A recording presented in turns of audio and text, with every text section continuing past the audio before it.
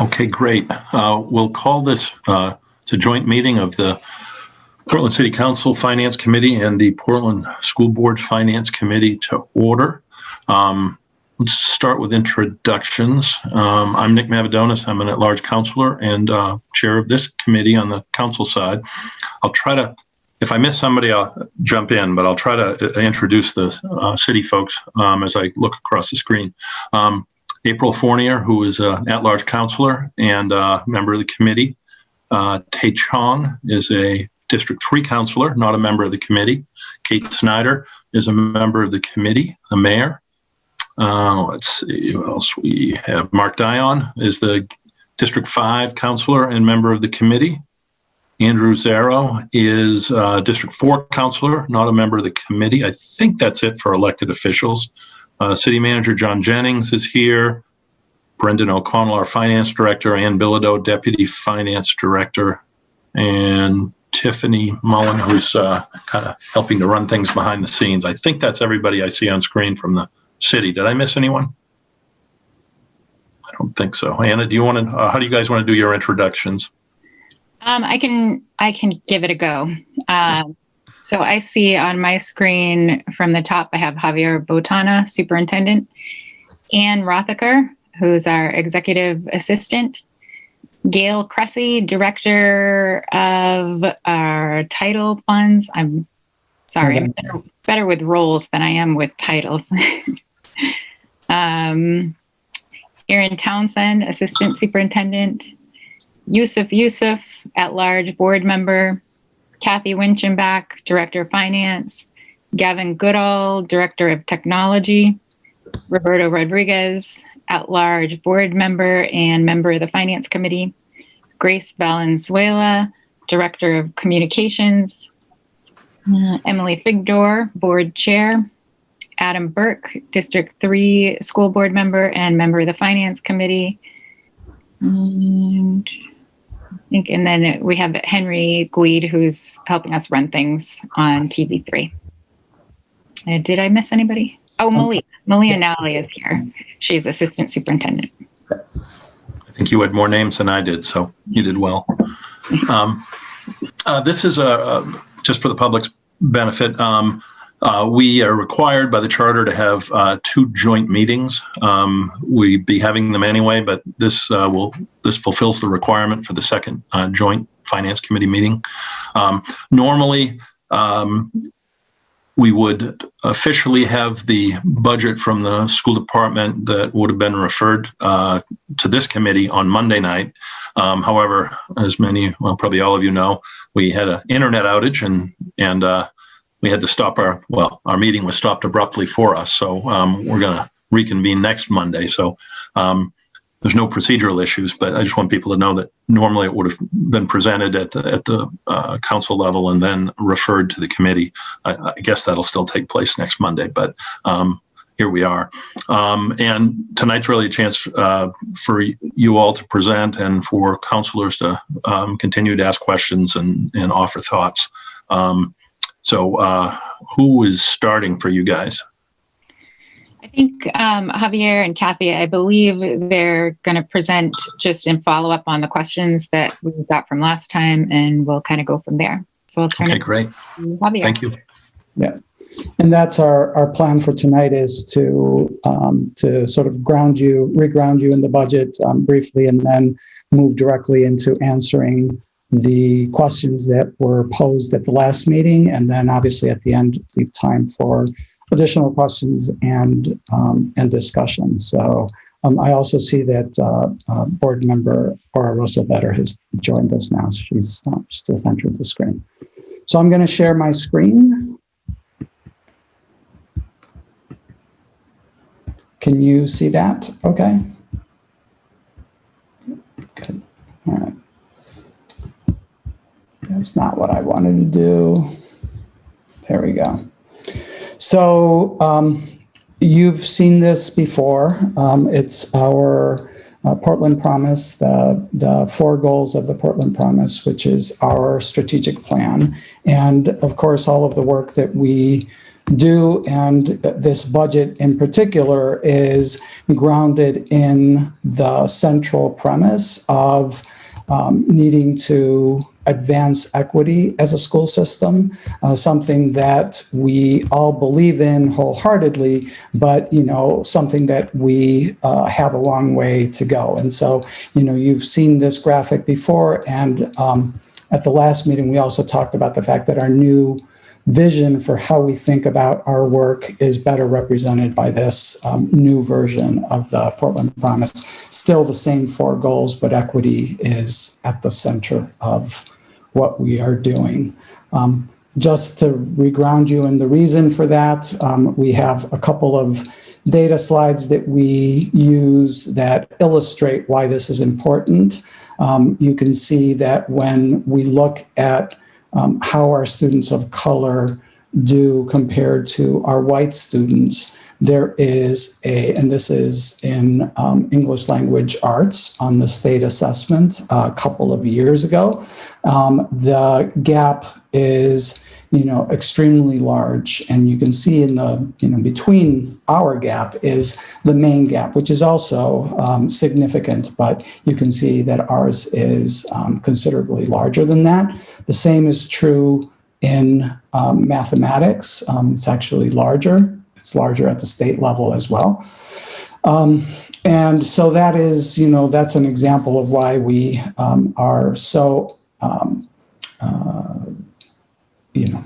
energized and focused on our equity work, because this is for a community like ours that is a progressive community that's committed to the idea that we are only as strong as our weakest link, that, this is something that we need to be able to affect in ways that we've not been able to affect. The pandemic has made it clear that this is, that this is not only true prior to the pandemic, but is actually aggravated under our present circumstances. So you can see that attendance has, this is our percentage of students who are chronically absent during the pandemic compared to prior to the pandemic. And so you can see that for all groups, with the exception of Native American, which is a very small group, that for all groups, the percentage of students who are chronically truant has increased, but much more dramatically for our Latinx students, for our Black students, for our multiracial students, much more so than for our white students. So I think that that's why, again, the centering equity in our budget. This is that's what our goal actually says, that we will look for ways to identify and root out those systemic and ongoing inequities. I don't know why that was there. I apologize. So this is a overview of the budget as you saw it at the last meeting. So the budget for this year the proposed budget is $125.8 million. That's a 5% increase over last year's budget, and that requires a school tax rate increase of almost 6.3. That below that, you see what it was last year, both in terms of the final budget, how much of a change from the previous year that represented, and the tax rate increase. We have gotten some positive news over the course of the week around the health insurance premiums for the district, and also some additional money from the state for our career and technical education program. So that final number, the increase in our approved budget, is going to be smaller, and the tax rate increase is also going to be slightly smaller. We've not had a chance to change everything, so we're still working through that, and we'll have that for the board's action on Tuesday of next week. So as is in your agenda, you can see that the impact of my proposed budget is to increase the school portion of the tax rate by 74 cents, raising it to 12.43. And this is what we estimate the cost of that increase is on a property that's currently valued at $250,000. So that's the recap of where we are. The budget is focused on three themes: advancing equity, integrating some of the things that we've learned over the past year and be able to leverage those into the future, and then to rebuild our foundations post-COVID to really be able to make up for all of the challenges that we've experienced this year, particularly for our students, and really focused on how to do that starting this summer to make up ground that has been lost. This is how the increase in the budget, and we're going to talk in detail about what is sort of an increase in the baseline budget, and this is how those three themes that I just talked about are represented in the budget in terms of numbers. So you can see, $2.5 million dedicated to what we're calling advancing equity, and about $500,000 for the other two areas. So that's the summary of the budget that I presented at the last meeting. And now what we wanted to do is we're going to sort of walk through the questions that the committee posed at the last meeting. So the way that we've organized this, for each of those questions, we have a slide or a set of slides that sort of give some bullet points that summarize the key points, and then we have some additional data slides that go into more detail to support each of these bullet points. So that's the way that these are structured. You received from us a document that answered all of your questions and directed you to a set of, even more detailed information than what we're walking through. So what we're trying to do is to raise up a little bit out of the, long spreadsheets and, thick documents to just try to hit on the key points. But obviously we have all of that to go and use as backup. So, when we get to the question and answer, we can do that. I will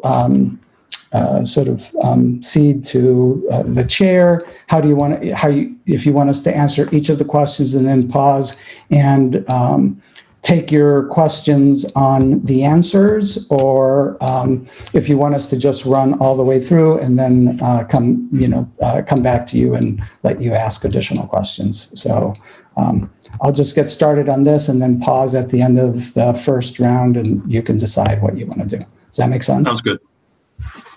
Great.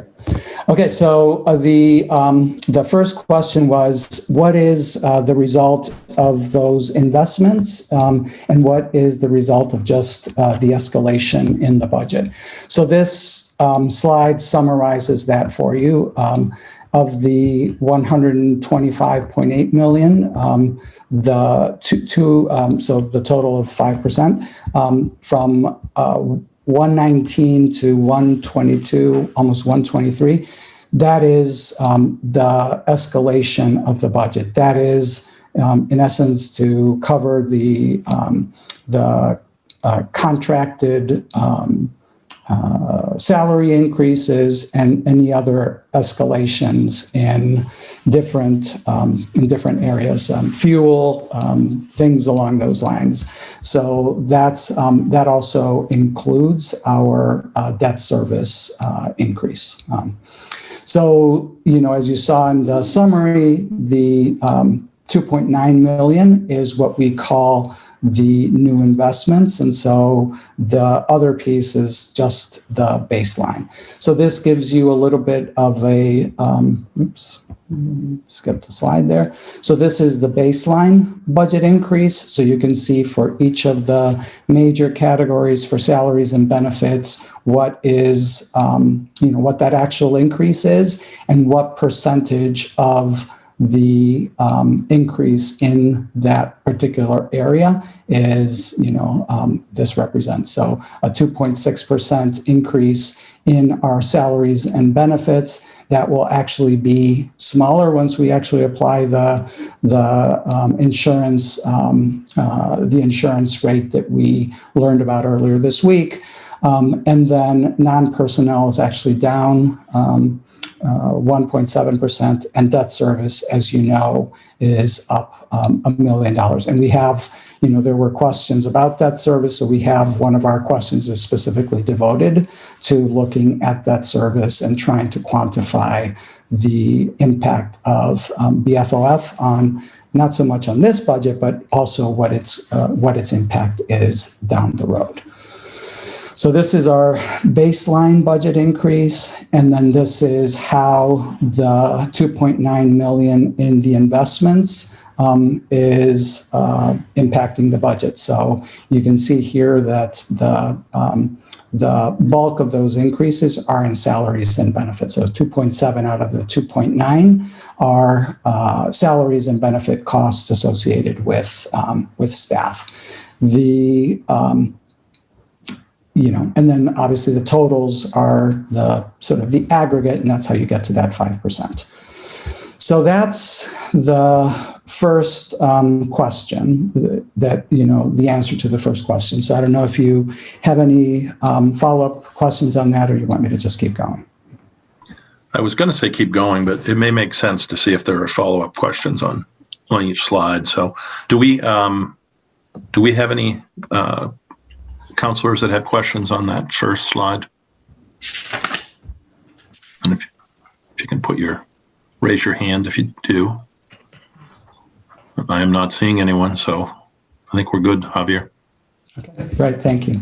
So next is, can we quantify the staff increases? And so, we're going to try to walk through both what we did this year and what we're projecting to do for next year. So in FY21, we had a very minimal increase in FTE, that's reflected in our general fund budget. So 0.12, as you all know, that means we lost some positions that we didn't fill and we filled others, but the net was almost a wash with just a 1/10 of an FTE increase. We did, and I think this was a question that Councilor Mavadonis asked, how many positions did we actually fund using federal funding this year? And so there's a couple of things to answer that directly. We increased by 53 FTE. Those are all 1-year positions, so there was no expectation that they would continue beyond this year. All of those positions were funded out of our coronavirus relief funds, and they're not included in the total FTE count that you see in our FTE charts in the budget book. So, that's so they were not a part of the 1166 that you saw for, what we reported for FY21, and they are not part of the 1207 that is our projected FTE for next year. And then just a reminder that, there are 20 positions that we are continuing to carry in federal funding. Those were in federal funding in FY21, and they will be in FY22. And at this point, we're projecting that they also would be in FY23. So just a little bit more sort of granular on that. So here you see the summary of the changes for FY21, so the 0.12 that I talked about earlier. And then what's in our 1207 is, one net decrease, a position that we're reducing due to attrition, and the 42.2 positions that are the bulk of those positions are related to our new investments. So the things that I had outlined in our presentation 2 weeks ago.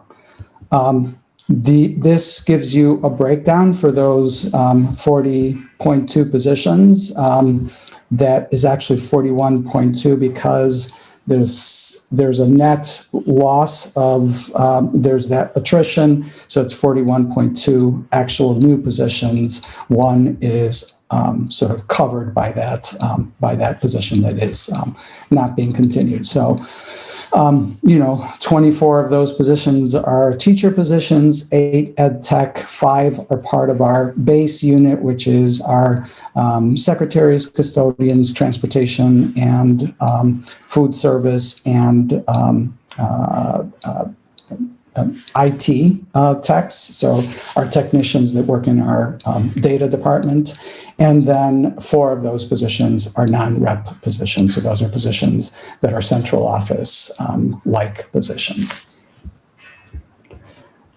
Then this is the just a more detail on the federally funded positions that I mentioned earlier, those 53 positions.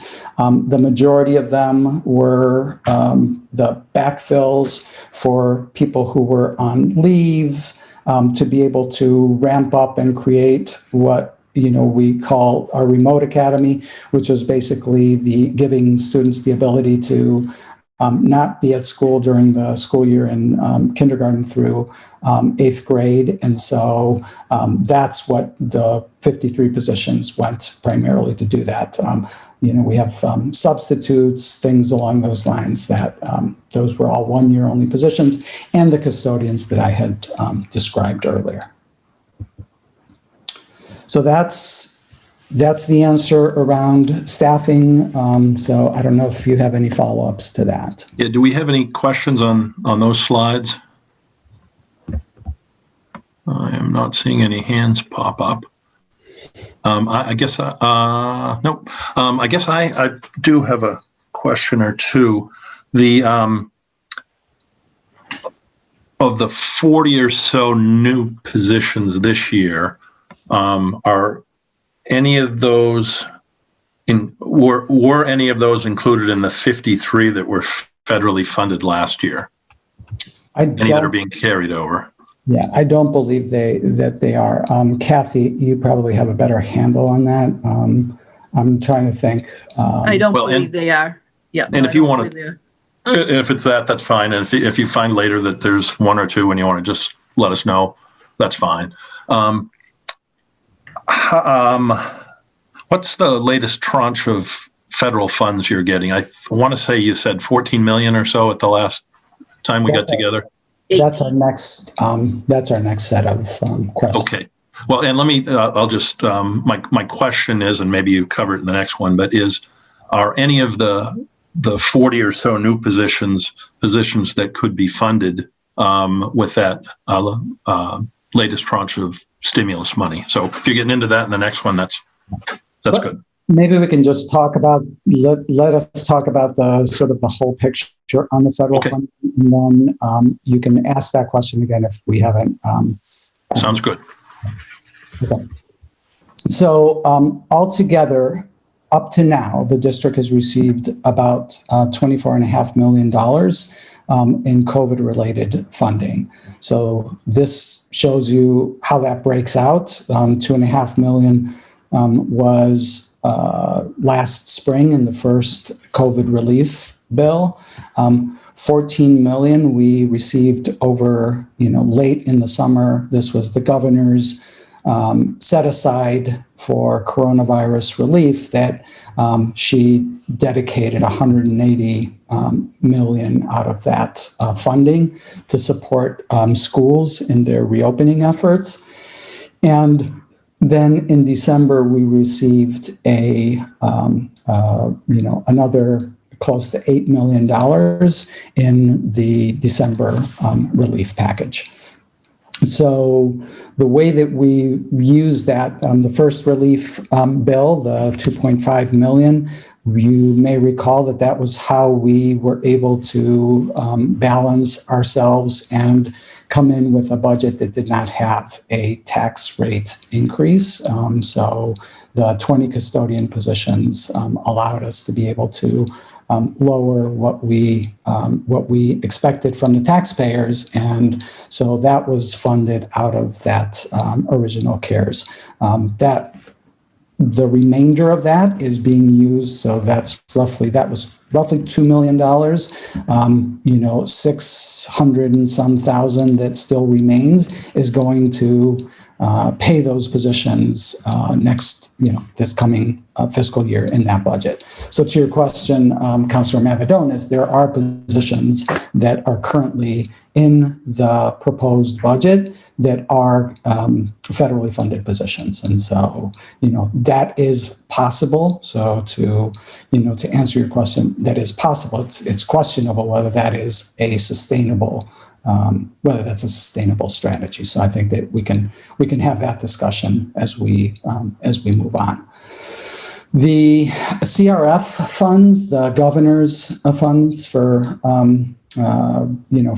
lack of a better description of them, some of those positions that I mentioned in the earlier set of slides when we were talking about the staffing, those added positions, the overwhelming majority of those were funded out of the governor's CRF funds.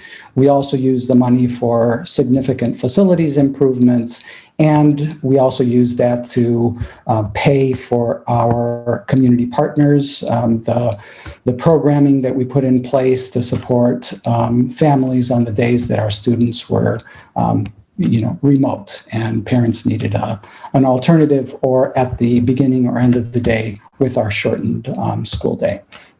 So that was the CRF funding. And then the December relief bill, and so this begins to answer your question, Councilor Mavadonis, is being allocated to support some investments that are needed to be able to offset increases that would otherwise be on the district's baseline budget. So things like summer school and other investments that are mostly one-time investments. Again, we're very concerned about using federal funds in a way that are going to then be unsustainable down the road. So, there are mostly one-time investments, and we'll talk a little bit about those in some of the detailed slides.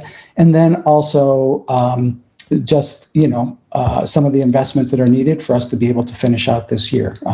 If you visit our schools in the next couple of days, you'll see tents that are going up outside of, all of our schools. We've got, furniture, new equipment and things along those lines that's arriving that is allowing us to increase our in-person instruction through the end of the year. And so roughly $1 million of that, of the December coronavirus relief fund is going for that purpose. So this summarizes our overall, sort of funding landscape, including what we expect to receive in this last package that just passed. So the first set is what we call the CRF. This is the money that the governor allocated for schools. We received $14 million. They did it in two different rounds, if you will. So the first one and the second one were over $6 million. They also had a special set aside for day programming. So that was $1 million. And then there was some that was set aside for adult education, a special set aside within the governor's CRF. And so that was $200,000. And then you see the different ESSERF grants, ESSERF 1, which was the one that we used for the custodians, and then carried over into this year. The ESSER 2 is the one that I just described, where a part of that is going to support our reopening of schools now, and then some additional investments down the road. And then ESSER 3, which we've not received yet, and that's the latest round of federal funding, which I think is what you were asking about, Counselor. So that's our overall picture. This gives you a little bit of an idea of how we're envisioning spending the first, the money that we currently have in hand, not the money that we have a slide then talking about what we are looking to do with some of the money that we are yet to receive. So this shows you the ESSER funding, the continuation of that funding into next year. $650,000 is what's left at this point, and that is all being used to support the custodians in this FY22 budget. And then our second round of ESSER, that $8 million, here you can see how that's being spent. That helps to pay for the remainder of the custodians for this year. And we have set aside the necessary amounts from that to be able to support the custodians again in the FY23 budget. And then the others, the other amount of 5.9, almost 6 million, we're going to talk about in the next slide. But basically, this shows you that we can account for using all of our existing federal funding in this way, as you can see, the total is projected to be zero. So some of the expenditures that are currently allocated in that $7.9 million second round of ESSER, this gives you an idea of what we're envisioning including in there.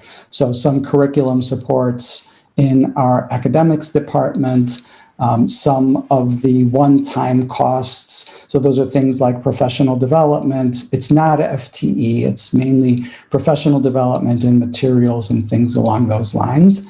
So that's how we're trying to use this to the extent possible to not be a recurring and enduring cost. So some special ed program supports. The LAU plan is for some certification classes for staff, as well as for some equipment and materials, and some help with our diversity and inclusion recruitment efforts. So that's the piece that's tied to what we're calling advancing equity. So about $1 million goes to that. And then a significant amount goes to support what we're envisioning is a very robust summer school experience for our students. And so you see that. And then assuming that the emergency declaration continues, and that as a result of that, we have to continue to pay the hazard pay that's included in the minimum wage ordinance. We've set aside $167,000 to cover that for the remainder of the year. Obviously, if the emergency declaration is lifted and we no longer need to do that, then that would be money that would be reallocated in some other way. And then we also have a section that we're calling Integrating Innovations from COVID. And so, things like having dedicated substitutes, so people who are actually assigned to the buildings. We did that very successfully this year. It, in part pays for itself, and we estimate that it'll cost an additional $300,000 to do that. So that we're expecting to do that using the ESSER funds, some ongoing support in our communications office, as well as the support for our redoing our website is included in that line, and then some technology integration and support, some building our infrastructure in technology in ways that we absolutely need. Today our servers went down and we were without internet for the better part of the afternoon. So some of the investments that we're hoping to make will help to bolster that. And then this one's a little bit complicated. So we're moving forward with a plan to put our central office up for sale. So working with the city on that. And we are basically accounting through our federal funds for a reduction of $250,000, which is the sort of the total cost associated with our debt service on the building, as well as some of our operational costs. And so obviously we're going to do that by moving specific positions off of our budget, and then sort of using federal funding for those positions. But we expect to, in essence, amortize that by jettisoning the actual building. So that's what that particular line represents. And so that brings you to that total of $4.9 million that we're expecting to use for FY22 activities. So this is the summary that you saw earlier. Kathy, is this the slide that we've now consolidated, or are we actually talking through that one? Yeah, so, okay. So here, this gives you some of the detail on that $14 million, the different iterations of CRF and what that money went to, and then the adult ed and the day programming amount. So you can see that the CRF 1 and 2 largely went to staffing, so FTE temps and contracted staffing. There was a significant investment in technology. As you know, we are now one-to-one for all of our students across the district. And so that was largely supported through that technology line that you see there. And then, facilities improvements, additional bus and supplies and materials that we needed to be able to launch our remote academy. And, more of the same in essence in the CRF2, in addition to the CRF day programming specific grant that we got from the CRF, the $1 million that was specifically for that purpose. We used about $1.5 million out of the other CRF also to support that. So that supported our day programming with multiple partners that have been supporting our students during this time. So, and then this is just some more detail around what the specifics are for the staffing and the specifics of that. So that accounts for all of the money that we've received. And here, so Councilor Mavadonis, this is what we're planning to do with the new round of federal funding. So let me just walk through this quickly, and then we can, I think this is the only slide on that particular question. So as I think at the last meeting I mentioned that we thought we were getting about $14 million. It's actually 17.8 or 9, I believe. So it's closer to $18 million. So that's all really good news. Those funds can be used all the way through the summer of 2024. So it's in essence 3 years that we can use that money to support multiple activities. The requirements are that a minimum of 20% of that has to be used for what the feds call learning loss and sort of recovering learning loss. So the things that we've talked about in summer school and under our idea of rebuilding our foundation, that would be part of that. So, that's roughly $3.6 million. At this point, we're estimating that, if we continue to scale what we are planning to do this summer into subsequent years, that we would spend between $7 and $7.5 million on those types of activities. Then we need to obviously look at what we need to have in place to be able to start school in the fall. In the $1 million that we are spending now to be able to finish out the school year, we've added an additional 40, 50 positions that we're paying for using that CRF too.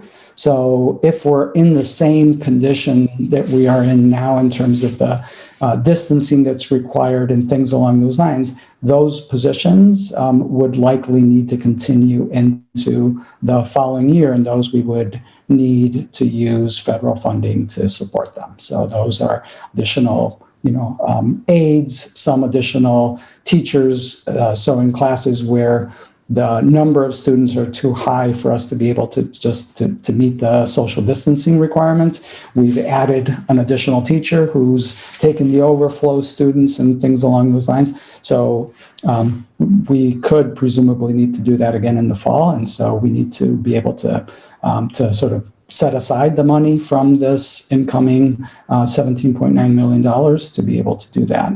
And then what I proposed to the board just during my remarks on Tuesday, which is the direction that I believe we ought to go, is to use the remaining funds to engage in a participatory budgeting process that would allow various stakeholders in the community to come up with ideas that would then be vetted again through a community budgeting process to design the kind of sustainable investments that will allow us to really ramp up what we're doing. So, things like improving our science labs across the school system, building our central kitchen capacity so that we will be able to provide the kind of meals that as a community we want our students to be able to have access to, and things like that would be sustainable investments in the infrastructure of the school district that, as I said to the board, I believe, this is a once in a lifetime opportunity for us to really be able to do some of those things that we've always wanted to do, but we've just never been able to find the resources to do that. So that's the way that we're envisioning using those $18 million in federal funding that we've received.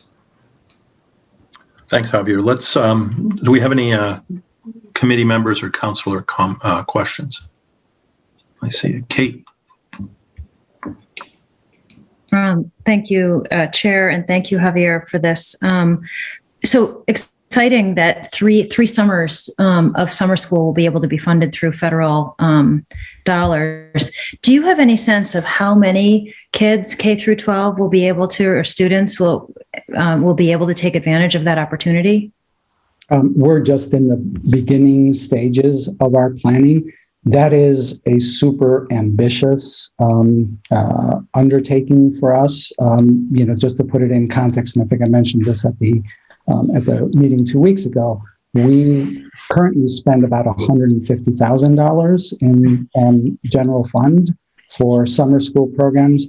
There are obviously other activities that happen in the city that are, summer activities, but we envision, really stepping up what we're able to do. So we have both school-based programs some district programs, and then community partnership programming that we are currently in the process of building. Our team is working with ConnectEd, with we through ConnectEd have a coalition of community providers of before and after school programming. So working with them to try to figure out what's their capacity and how do we do that. So we're thinking, almost in terms of vouchers for students to be able to access some of those community programs. Okay, thank you. So the leap will be big in terms of students being able to access. Huge. It's great. The other question that I had, I got a little lost on the central office reconfiguration line, and it's not a big deal, but what I caught was you're planning on moving out of that building, but that there's certain funding needed for something, and I just wasn't sure what that was. Yeah. So we can't use federal funding to pay for our debt service. Okay. Oh, okay. So basically, it's an accounting. Kathy, maybe you can step in before I actually wind up in prison. So just what is it that we're actually able to do? How are we managing that? You're muted, Kathy. Oops, how's that? Yep, good. I'm on my phone because I keep losing. I'm sorry. Can you hear me? Yes. Yeah, yes, we can. Okay, sorry.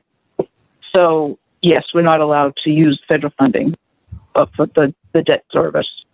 So, conceptually, we're using $250,000 of other additional costs, possibly salaries, to basically simulate the cost of the central office. Okay, so when I saw reconfiguration, I was thinking it had to do with infrastructure or something, but this is just moving money from. That's how much we projected the cost of central office to be, including debt service, but we can't put the debt service on the federal funding. So we would take $250,000 worth of cost for federal funding. And so conceptually, it's the money that would have been for central office.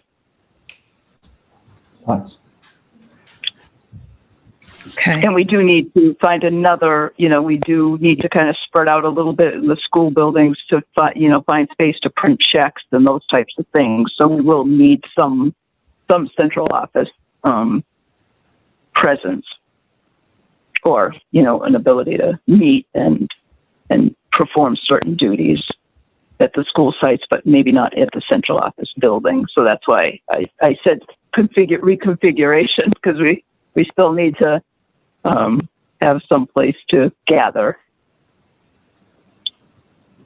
So eventually, will this come back into the local budget?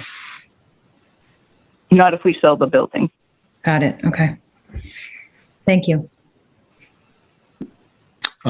Thanks, Kate. Next is Spencer, followed by Tay. Thank you, Counselor, and good to see you, Javier. Sorry, I'm a little bit late, but I hopped in right when you were talking about the one-time payment expenditures. And so I had a quick question about the participatory budgeting question for you. So based on the slide that we're seeing right now, if the 20% is used for learning loss, you said it looks like required is 3.6 million, but you're estimating it's going to be 7 to 7.5 million. That would you're proposing leaving about $10 million for some sort of like participatory budgeting process. And some of that, so it'd be less than that, because that fourth bullet talks about whatever it is that we need to be able to allow us to open school in the fall. So I don't know if you heard when I was talking about the fact that we had, just for these 6 last weeks of the school year, we're spending about $1 million, and a significant portion of that is in staffing. We've had to hire 50 people, so carrying those positions over a full year, if we needed to, would be a significant amount. Okay. So that will come out. So the delta between those things is what I would set aside for participatory budgeting.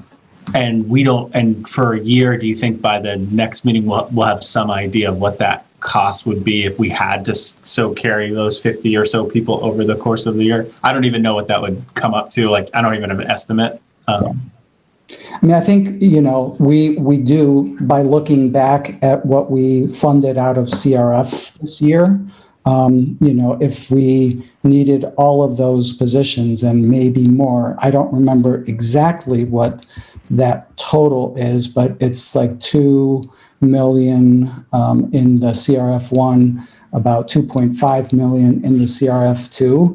So, that alone was, like whatever that is, $4.5 million. So that could be another $4.5 million, and then some if we, because this was mostly for running school 2 days a week as opposed to running school for 4 days a week, the way that we are now for the next 6 weeks. So we're thinking like probably somewhere around a conservative estimate might be like around 5 million ish is what you're thinking for. Okay, that's helpful. I just was trying to understand that. So that's very helpful. I think my second question had to do with this this slide about CRF funds, and then I was curious about and I don't need this now, maybe for the next meeting if there is going to be one. Just a reminder memo on.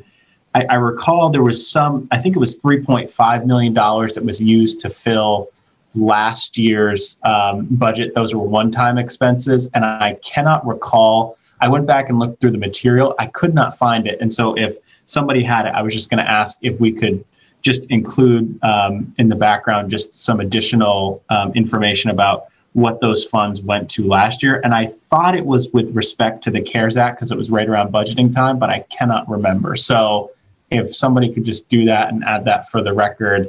I just wanted to recall what that number was and what we used those funds for. And I think what you're recalling is that we used 1.4 million to pay for custodians, which we are continuing to do this coming year and for FY23 as well.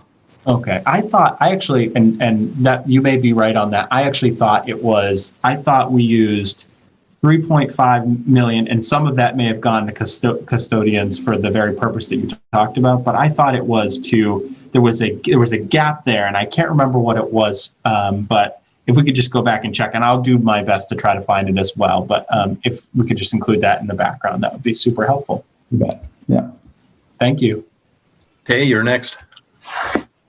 Thank you, Chair. I'm going back to the truancy numbers and how it leads to the learning loss piece. I think it's wonderful that you're putting a lot more money into the summer schools, but the three numbers that really jump out for me from the absentee numbers were that Hispanic, Black, and multiracial kids, on average, their truancy numbers or absentee numbers went up by 180%, which is remarkable.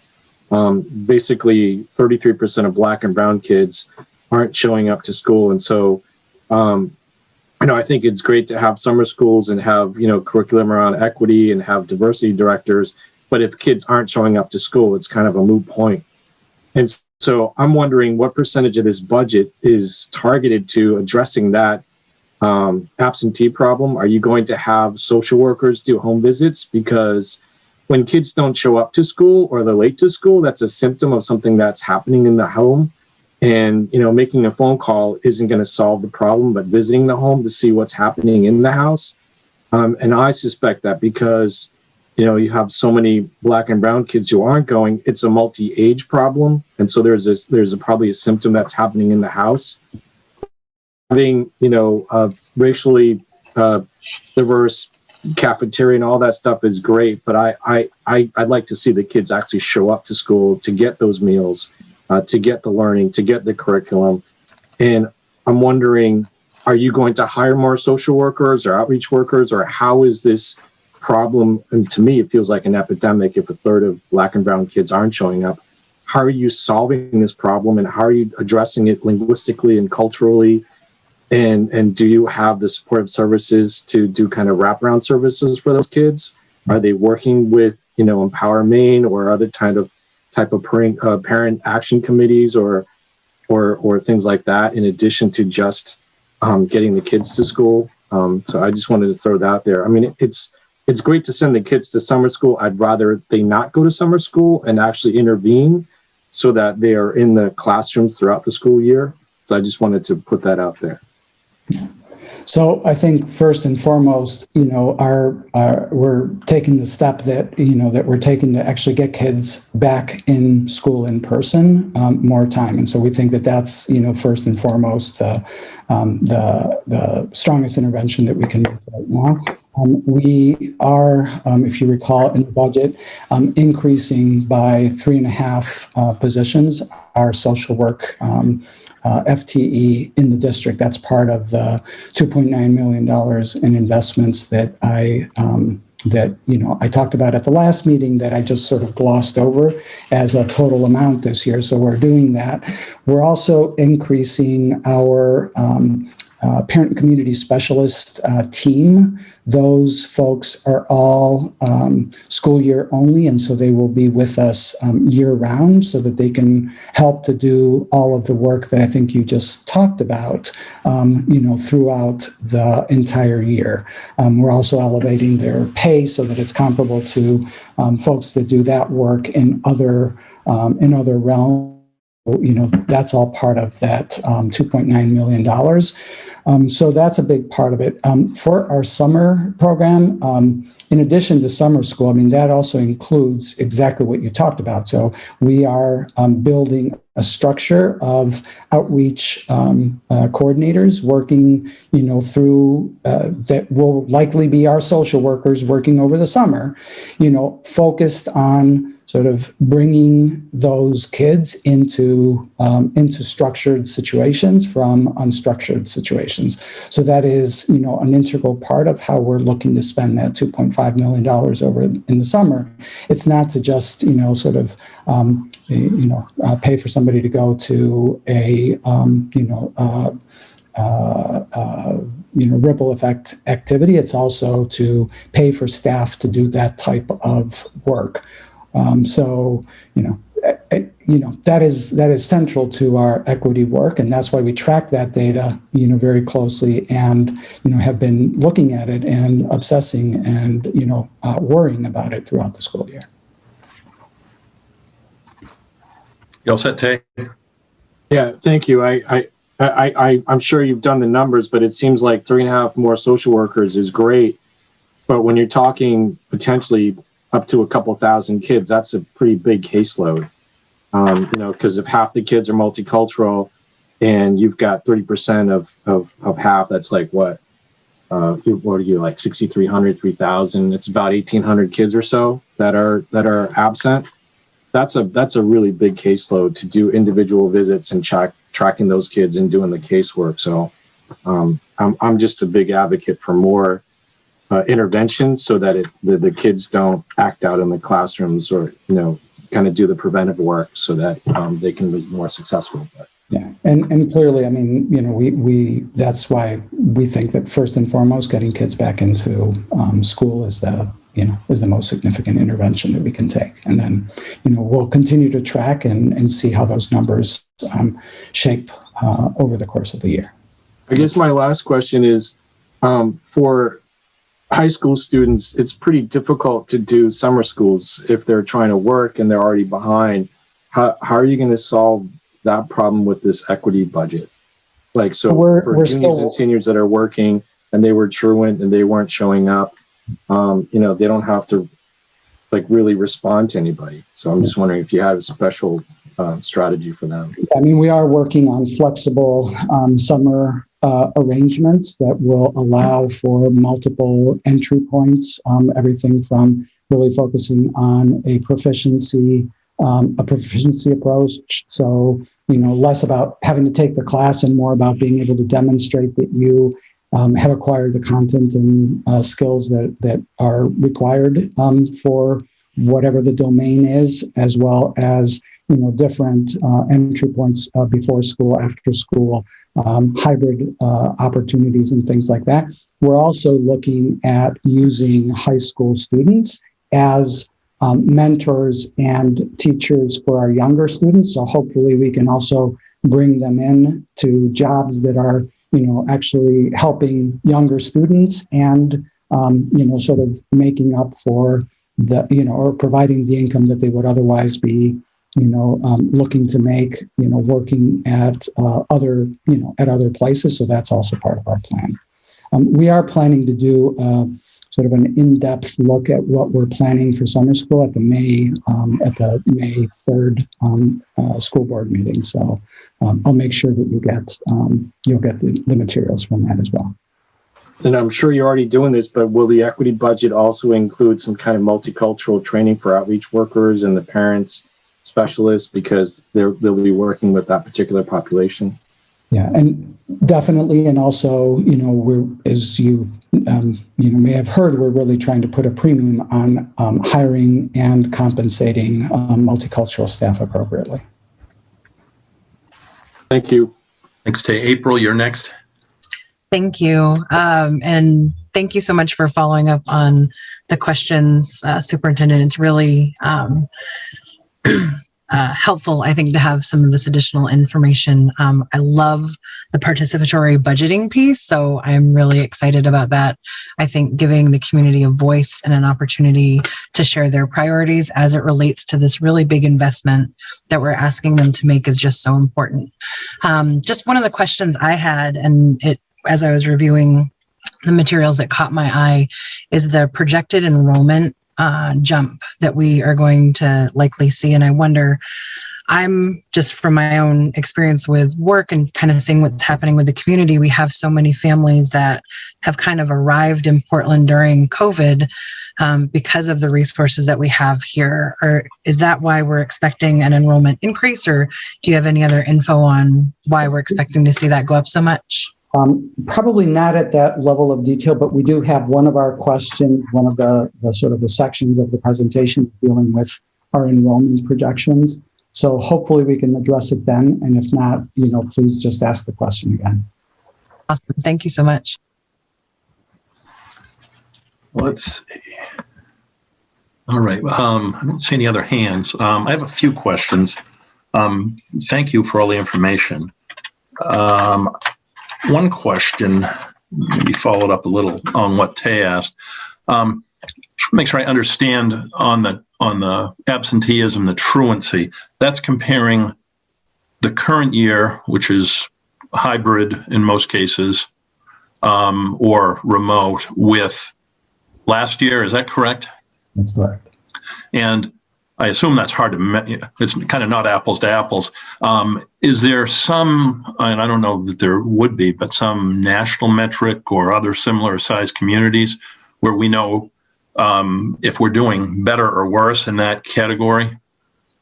I don't think we're doing better. I know that this is a problem nationally. It's a problem regionally. As I meet with, my counterparts in the surrounding districts, this is an issue that everybody is dealing with in the pandemic. There's reams of information in all of the national publications about this phenomenon.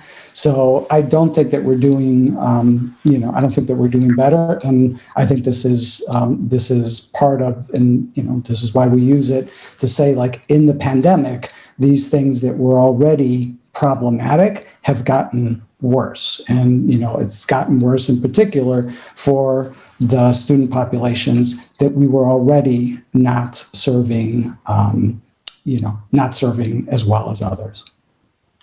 Okay, thanks. That's helpful. I just was trying to get my arms around that comparison. Let's see. You had mentioned the hazard pay. I think it was 160,000, or I may not have the right number, but I just wanted to check in on that. The city's exempt from that. Did Drummond Woodsum advise the school board that that was something that you were required to pay? No, that was not a legal opinion. That was the direction that the school board decided to take. Okay, just curious. And actually, some of my other questions have been, I think, have been asked.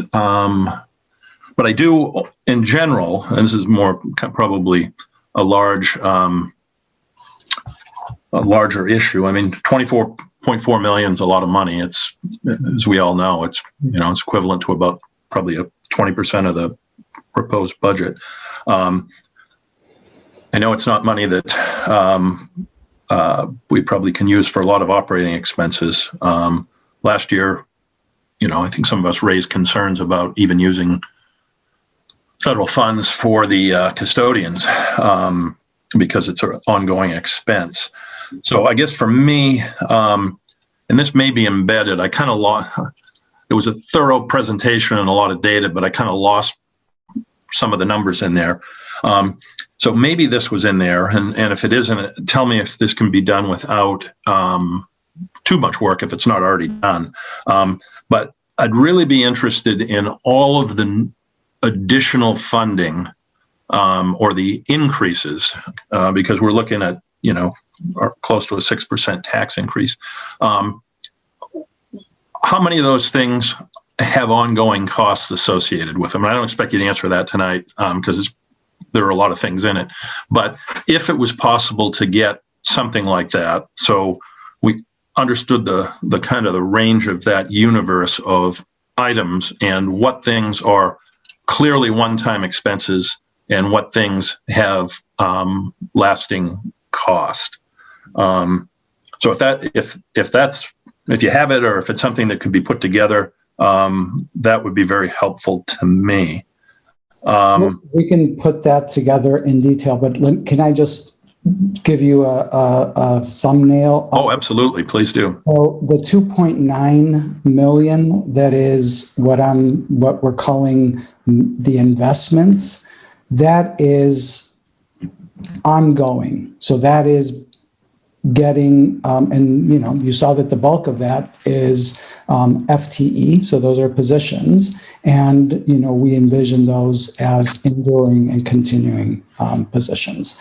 So that piece is baked in, and then of the additional almost 5 million that we looked at, that is funded out of that we're proposing to fund out of federal funds, most of that is not enduring. So there are things that we will be able to continue to fund, like summer school, using federal funds for a number of years. But most of it is sort of one-time costs. So we're really trying to use the federal funding for those one-time costs, even to the extreme of what we described with the building. We're taking that out of, we're hoping and planning to take that off of our baseline budget permanently, right? That's something that we will not have to, once we are able to sell the building, we won't have the debt service on that building. And so we're taking that out, and we're sort of advancing the ability to do that using federal funds by moving some positions out, but knowing that we will have that taken out. The same is true out of some of this year. We made some investments strategically for the purpose of, reducing our baseline budget. So things like our technology investments, those would have been things that would have been in our budget or in our capital budget in the future. And so some of those things have already been taken out. But, sort of 3 million out of that is enduring costs. And then, there may be a smattering of some of the things that we're paying for with federal funds that we would want to continue in the general fund budget at some point down the road. And we can. Thanks, Javier. I have to admit, my screen froze and I missed a little bit of what you said before you were talking about central office. But I don't need you to repeat. I'll go back and look at the video. But thanks for that answer. And again, if there's a way to put it in a table or something that was, I don't want to say memo form, because a table would maybe embedded in it, but something that we could have in our record and the public could look at, that would be very helpful. And let me see. I guess just on this topic, for me, and I said this at the last meeting, is there's a lot of good stuff here, and it's really well put together. But it's a substantial increase in taxes in a difficult year financially for people with a revaluation that's being implemented. So, I think it's up to the school board and you guys to determine how to best spend that money. As I say every year, you humor our questions when we delve into policy that really isn't our place. But I think, this is a big number, and I want to be able to, I want the public to understand how everything is being spent. And I also, I think the council has to make a determination, and will have to make a determination what the right number is that the council should put out to the voters. And I'm not sure I'm at that point yet. But a little more information will get me to where I know where I am. But this is a difficult year, and I know it's a difficult year every year. But when we have so much federal funding, I've had people in the public tell me, well, wow, they've got $14 million. Why do they need a tax increase? And, I can generally answer why that can't be used to completely reduce a tax increase. But I think for the public to understand how that money is going to be used and how it's programmed out, and what may be for ongoing costs and how much of it will be for one-time costs, will be helpful when we take this up as a council. I had a couple other questions, but I think I'll hold that. And Kate, you've had your hand up for a bit. Why don't I go back to you? Okay, thanks for letting me jump back in. So this goes back several slides, but my question has to do with, as I'm listening to the conversation, I'm thinking about the new investments that will live in the operating budget. And so there's 41 new positions, and 24.2 are teachers. And we haven't really, I don't think, unless I haven't been paying attention, talked about that. So that's a lot. And I'm just wondering if you wouldn't mind taking a minute or two to talk about, are those 24 additions because of things that have happened during COVID? Were they, put off from last year? Those are folks that will stay with us. So I just thought it would be worth hearing where they'll be and what they'll be doing. Yeah, we didn't talk about it today because we had gone into some depth on that at the previous meeting. But just to remind you, the things that the positions are things like the increase in our pre-kindergarten programming, which is something that we're doing, sort of for the next couple of years still. So it's that. It's the investments in teachers who work with our students who are English language learners, our teachers who are working with students that are on the autism spectrum, teachers who are working with our students in the functional life skills program. So again, students with disabilities, the social work positions that I described earlier, to Councilor Chung's question, that's what those positions largely are. Okay, thank you. And that's my error for not having it top of mind, but thanks for the reminder.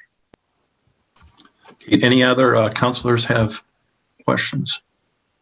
I think the last one that I think everything else I had has been asked and answered, but do you guys have, either at the staff level or the finance committee level, some sort of analysis or breakdown with a hierarchy of items that, that if they were cut, what would that hierarchy look like?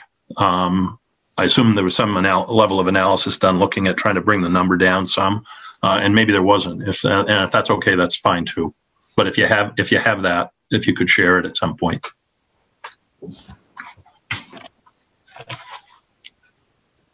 And I don't see any other. Mark has his hand up.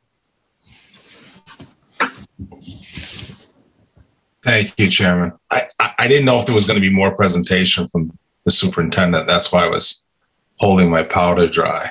Yes, Javier, do you have some more you're going to make, or do you want to? I still have quite a bit. This is like Okay. 50 pages today, so Okay. and I think, one of the questions that we're answering is what Councilor Fournier asked about in terms of the projected enrollment. We have a question around the impact of the reevaluation. We have a question about, so all of those things that you got in our memo, we're actually trying to pull out and go into more detail. We can also, if you feel like we've already answered those questions, we can not do that and get to discussion. So whatever is most helpful to you is what we're here to do. Mark, is your questions on federal funding, or do you want to wait a little bit? I'm going to stand down. Okay. And reserve my question and listen to the superintendent finish his presentation. All right, we're done with the federal funding stuff. Thanks, Javier. So we're moving into, I think this was Councilor Mavadona's question, if we had assessed the impact of the reassessment on the district's budget. And so, just to sort of what we did is we are trying to illustrate for you how we see this actually playing out. So, the first bullet is, a recap. You know this already. This is what our projected budget is expected to need to raise. And last year's budget, as you know, did not require a tax increase. So, as you know, the reassessment will not impact the amount of funding that's needed. Our current proposal requires, just over $100 million. So that won't change as a result of reassessment. And obviously it will change who pays what as a result of that. We expect, and I think that this is, based on information that we received from the assessor's office, that the city's actual assessed value will more closely match what the state says the value of property is in Portland. And as a result, we see that the mill rate is likely to drop as a result.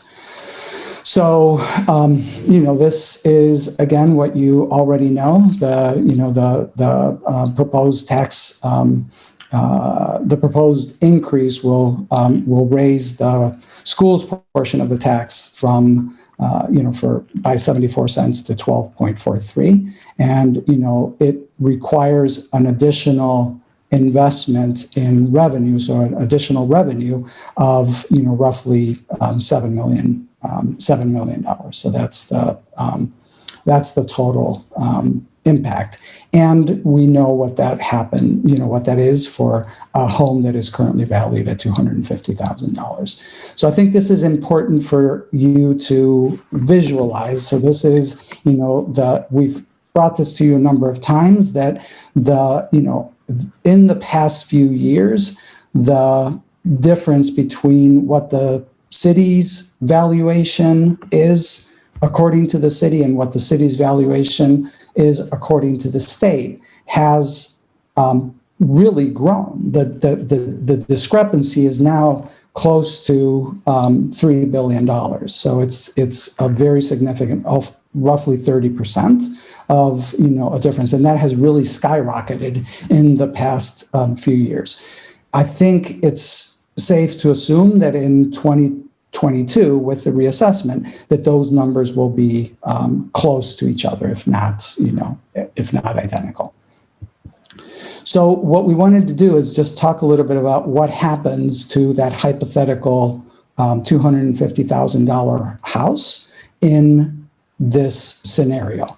So that house, $250,000, currently would raise, if we, once this tax rate increase hit, would go up to $3,100. That's what would be the actual tax that would need to be raised at that household. So to generate that amount, so that $3,100, with the reassessed, after reassessment is done, because we projected the tax rate would actually drop, that house could now be valued for tax purposes at $340,000 without seeing a tax increase at all. Now, if it was valued at $320,000, it would actually see a tax decrease. And if it were valued at higher than that, it would see an increase. So this is, how that actually plays out. So again, the increased valuation and the lower tax rate requires the same amount of revenue, because we're still raising $101 million. That's the bottom line. So we would expect, just based on our projections of what the tax rate would look like if, the valuation of the city's property was the same as the state, so $11 billion. Once that happens, the tax rate for the school district would drop to $9.13 for every $1,000 of assessed value in a property. So that's how you see that in that particular instance, that home that is now valued at $340,000 with that lower tax rate would generate, the same amount of taxes. So they would not see a tax increase. This is a little bit even further looking at that. So that house this year, the $250,000 house, with the current tax rate, so for FY21, was required to raise $2,922. And so then you see what it would look like for the, with the proposed valuation. And with the proposed before valuation and the proposed after valuation, with the lower tax rate that we would expect to see result from that. And then I think it's important to just sort of look at the historical comparisons of this. So in 2005. And 2006, when the last reassessment hit the tax rolls, at the time, the overall valuation for the city jumped from 4.2 billion, I believe, to about 5.5 billion. And at the time, the city, this is combined, the city and the school district, raised the amount of revenue that it needed to raise was slightly higher. So it went from 112 million to 114 million, so about $2.5 million, I think.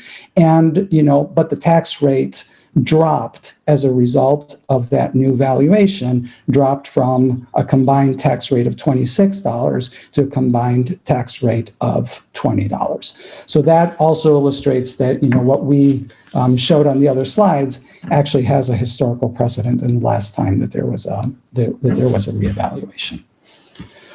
So that's it on the our assessment of how it's going to impact, how the reassessment is going to impact. Obviously, this is stuff that many of you already know, and so I'm just giving you some illustrations in the context of the school district's budget itself. Thanks, Javier. Any questions on this slide? I don't see any. I have one question. Have you, I'm not sure who put this together. It's helpful, but have you, whoever put it together, reviewed it with the city's tax assessor for accuracy? Yes, we have. Okay, thanks. I think we're on to the next one then. Great.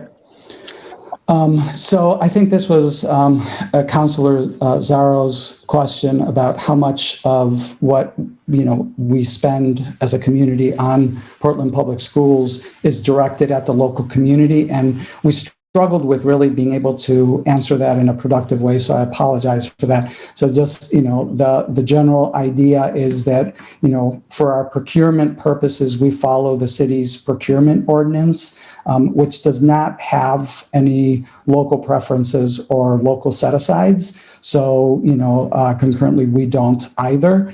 And we don't have a local residence requirement for staff. So, we actually looked at it, and about half of our staff actually live in Portland Public Schools, and then the other half lives, somewhere else. Mostly in the region, but not all here.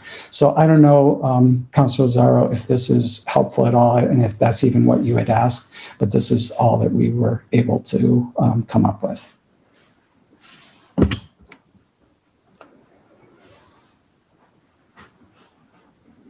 Andrew, go ahead. Thank you, Chair. That's great. I understood when I asked the question at the last meeting, it was more about when we're talking to constituents and prioritizing, the investment or the increase in investment, when we are intentional about redirecting, our investment locally, we see the benefits, over the long term, even though it might not be immediately, financially.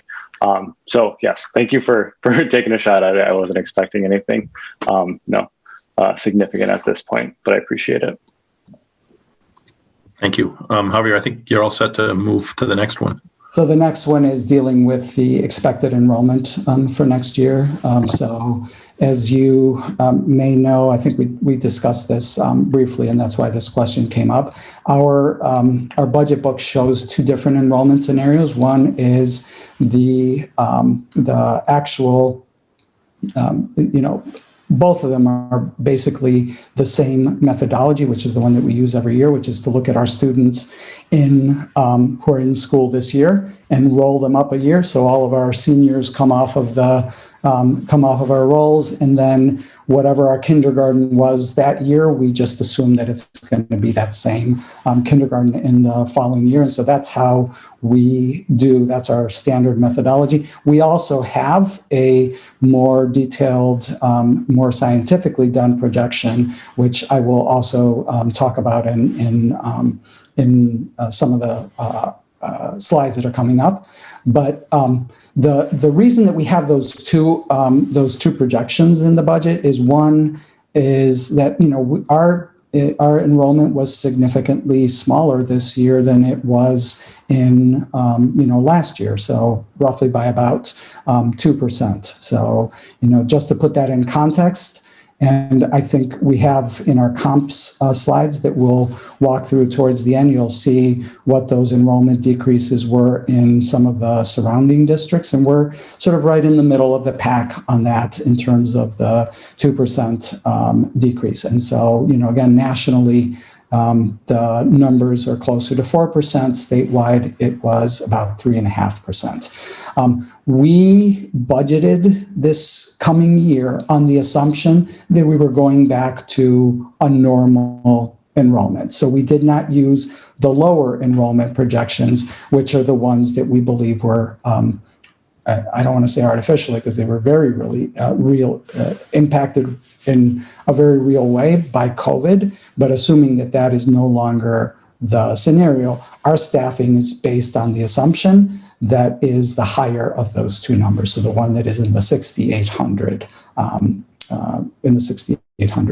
range. And we are commissioning a new enrollment projection just so that can address the changes in local and national conditions. So I think to Councilor Fournier's question, we know that the border is opening up and that there are, additional families that are coming up to Maine, and, their first stop along the way tends to be in Portland. So we recognize that. We also know that there is a significant amount of additional building that's happening. The thing that precipitated us contracting for this was, getting the Hanover Street project they asked for an assessment of what we thought the impact would be on our enrollment in the school district, and so we're in the process of analyzing that. And so, given the magnitude of some of those projects, we thought it would be important to get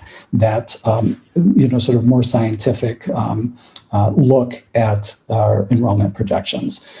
So this is what those projections look like. For 21-22, we are projecting, this is what's in the budget book. The COVID numbers, if we rolled those up, we would be at 6,431 students. And our projections, which is basically looking at what we had in the 1920 school year and rolling those kids up 2 years, we're projecting that we would be at 6,800. The Davis demographics projection, so that's the contractor that did our last set of projections back in 2018 for the enrollment and facility study, projected that we would be at 6,900. That's what their projections were. I'm going to talk a little bit more about that just to sort of put it in context. So this is what we actually had and what Davis projected for each of those years. So you can see that, in 2019-20, before COVID, that they nailed it. I mean, they were very close to what we actually had in terms of enrollment. Our actual enrollment, as we talked about, dropped this year precipitously because of COVID, and Davis projected that we were going to be at 6829, and they project that for next year we were going to be at 3904. As you saw, we're projecting our return to normal to be 6809. So that's the difference. And again, we are asking Davis to do a reassessment of our enrollment so that we can account for all of those changes in state and local conditions.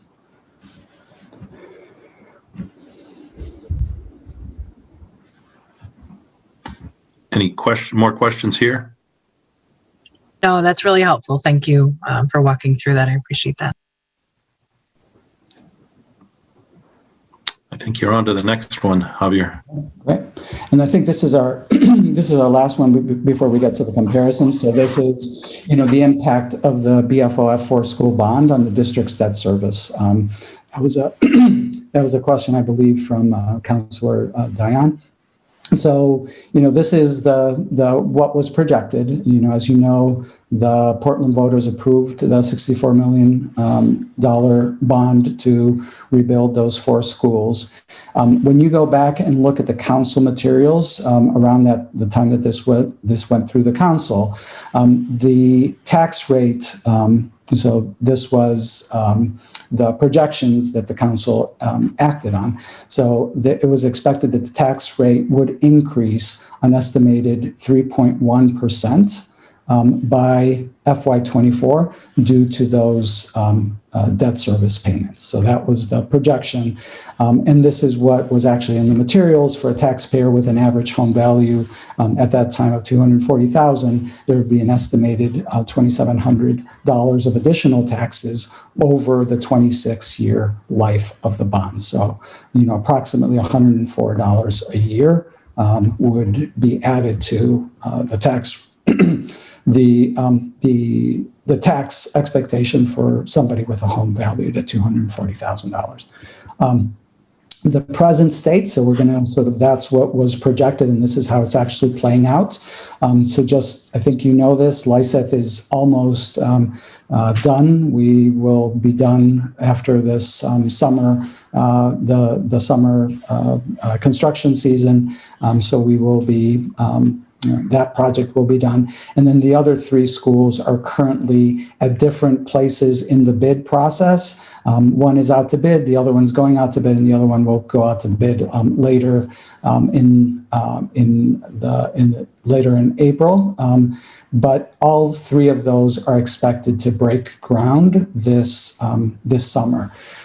We if you assume that all three of the schools, the new schools, are going to be bonded at once, the impact on our debt service peaks at an additional $5 million in next year, in FY23. And so that increases the district's debt service to about $13 million that year. I have CIP in there. I meant to have that be debt service, so I apologize for that. So that will be next year's projected debt service for the school district. To put it in context, we're at $10 million this year. We've been in conversations with the city on this issue. We need to actually look at what the cash flows are going to be that are needed, and then Brendan will determine whether all three of the schools need to be bonded at the same time, or the bond can be staggered. And so that amount is just sort of assuming that they're all going to get bonded next year. And so that's the way that we have projected it out at this point. And I do think that it's important to also point out that of the what will be $13 million in debt service next year, about $3.5 million of that is actually included in our EPS funding, because that is money that the school district continues to receive for the East End, Ocean Avenue, and more recently the road project. So the debt service remains above present levels, so higher than where we currently are through FY26, but then returns to a more normal level, similar to what we currently are in FY27, as the pension obligation bond comes off the city's books. So this slide shows you what was actually projected. So those numbers that I mentioned earlier that the council operated with at the time of the bond. So that there was a projection that our tax rate would increase by 2.7% as a result of the bond, and then you could see what that was, and then what it actually is. So you can see that there is a difference between what was originally projected and what has actually played out, even with this year's projected tax increase. And then this shows you a little bit of that last point that I made around what our debt service looks like, what it looked like last year, what it is projected to be this year, and then what happens for the next 4 years, and then how it returns to closer to our current state situation in 2027. And you can see the impact of both the BFOF bond and the pension obligation bond, and how those are, cumulative, putting significant pressure on the district's debt service. So you can see that. So that's what I had. I think that was Councillor Dion's question. Mark, any questions, or anybody else have any questions? I don't, Nick. I think the superintendent did a good job profiling the numbers. I'm satisfied right now. And I do appreciate the work done around fleshing out the reevaluation question. I'm sure we'll add to that conversation, but this was an excellent start. Thank you. Thank you. Anyone else? I don't see any hands. I think we're good on that. Did you say this was the last one, Javier? Yeah, I mean, the only other thing, and you got these, so I don't really know that it's worth me going through these. We did, as we do every year, just have some comparisons of, where we are in relation to some of the surrounding districts. So this first one is the percentage change in enrollment. So I referenced that this was included in there. And then the others are more around the financials, the per pupil cost, the increase from 20 to 21. So the most recent increase when we had a 0% tax rate increase, and an overall increase of 2%, and how that compared to some of the local, some of our surrounding districts and other large districts in Maine. The percentage of the tax of the budget that comes from state funding, and again, we're in, the entire southern Maine region is affected by these higher values and impacted by, by that in our EPS, our state funding. And then just some comparisons of our current tax rate to some of the surrounding communities. So that's, I think, all. Yeah, that was it. Thanks, Javier. Any questions on anybody has on those tables? All right. I see none. So did you have anything else, Javier? No, just to sort of walk through where we are in the process. So the school board is in these sort of major milestones of the budget being presented to the school board and then the council and then the public. We're about to have the school board vote on the budget next Tuesday. And then just in terms of the specific sort of upcoming things, we have we're here today. We have the board voting on the 13th. Then the board chair will bring the budget to the council on April 26th, and then I think we're back together on April 28th. Sounds good. Do councilors have other questions? That was a lot of information and very thorough, and I know it was responding to things we had asked at the last meeting. Do any committee members, councilors in general, have questions that they would like additional information on? I'm not seeing any hands go up. So I would say this, April, go ahead. Thank you. I just noticed Councillor Diane had put a question in the chat just around the data sets reflecting Asian or Asian American students. And I think the only thing I saw in the superintendent's presentation that really was breaking out that demographic data was really in the absentee. And there was demographic data around Asian students, Native American students. So that was broken out. I think I didn't really see any other places. So Councillor Diane, I'm not sure if there were other places that you didn't feel that it was reflected, but I felt like I saw it. So I just wanted to circle back on that one. I think that's the only place where we pulled it out. So. Well, thanks. I must have missed that, April. I'm sorry. I'll go back once this is printed. Check it out. And I put it in comments, but just noting that I believe the next time we're together again as joint finance committees, it's actually April 29th. You're right, Emily. Thanks for pointing that out. Is it okay if I stop sharing at this point so you can also? Yes, please do. Then I can go and fix what I just So let's see, Tay, you had your hand up. Yeah, I know last year they put Asian and white students together in the same test data set.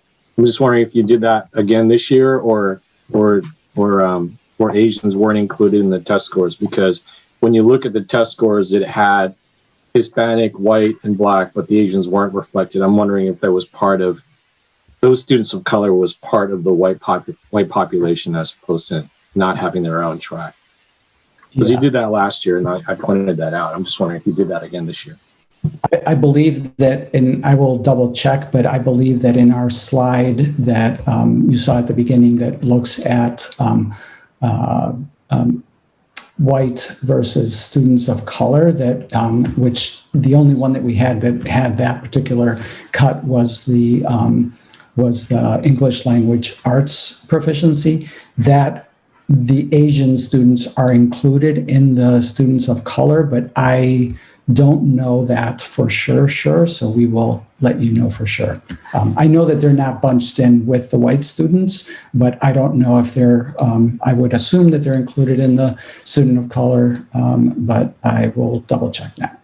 Because historically with Educate Maine, their test scores were on par with white students or higher on average. The ELL students are obviously lower, but I mean, that's how you did it last year. I'm just one, so yeah, it would be great if you broke it out. That'd be fantastic. Thank you.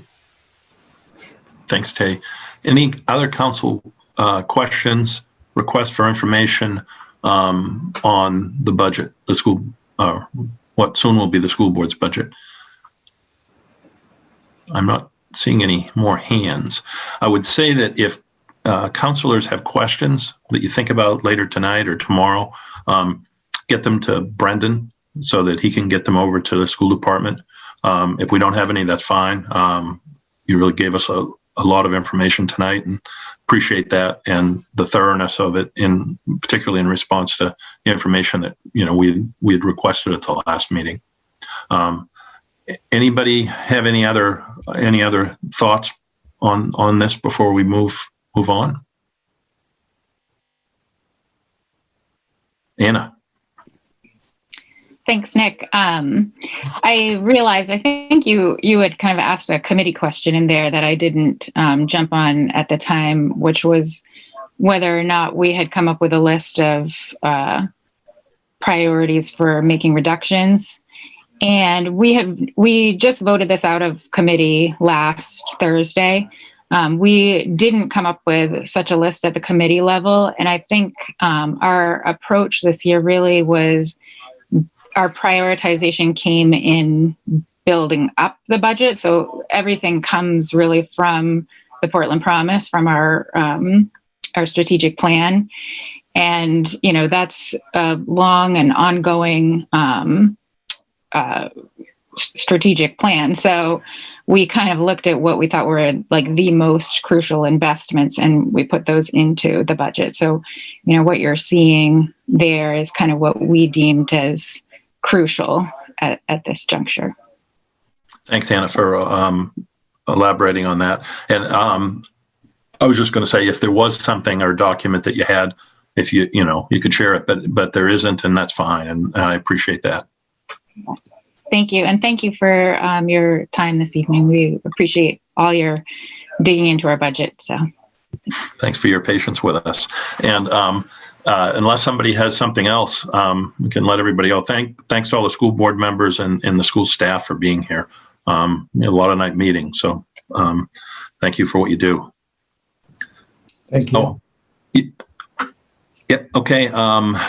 We have one agenda item left. You're welcome to stay for it. It's talking about calendar. But somebody have anything else? April's hands up. Who's Yusuf or April? Oh yeah, I was just going to say, I think Yusuf had a question. Yes. Thank you. Thank you, Council. Thank you so much for most of the things that has been mentioned is focusing on equity. And I just want to share my experience with the work that I do as a mental health case manager. And I can say that students and their parents are going through a lot of difficult time, and specifically BIPOC students and who are already behind. One of the things that I help with them is parent-teacher meetings, and it takes a lot for marginalized parent to arrange such a meeting, and for many reasons. And one of the things is just for the schedule of their job and how difficult. And I see parents are very frustrated, and when they see their kids are falling behind, and teachers who are trying to use the resources available to them to support those who are falling behind. So I know it's a little bit early, but I just want to say that the decision that you will make to pass this budget will uplift a lot of families and who are struggling in every neighborhood in our city, who might not know the work that you do, who might not understand who makes the decisions on their life, but definitely will appreciate on their own way, using more than 60 languages as we have in our district, to once they see the progress in the lives of their kids. So that very decision will make and will send message to our beloved teachers and district administration to do more on equity and inclusion. And more importantly, it will send message to Portland residents that we are part of the needed change that's happening in nationwide. So the current budget will enable students, school district to achieve its goal. I'm also aware that this increase might squeeze elsewhere. I'm not a homeowner, so I cannot just speculate the effect that is increased on the homeowners. I am though pretty sure that we all care about our city, and invest in our city starts investing in students. And I always tell myself that when I decide to serve this community, I also sign up to make tough decisions. So I really appreciate your leadership and encourage you to support this budget because it's needed more than ever. Thank you. Thank you, Yusuf. Really appreciate you sharing those thoughts. All right. With that, like I said, those of you from the schools are welcome to stay. We're just going to talk a little bit. You don't have to. We're going to talk a little bit about schedule on the City Finance Committee. So thanks again for being here tonight. Thank you. See you guys.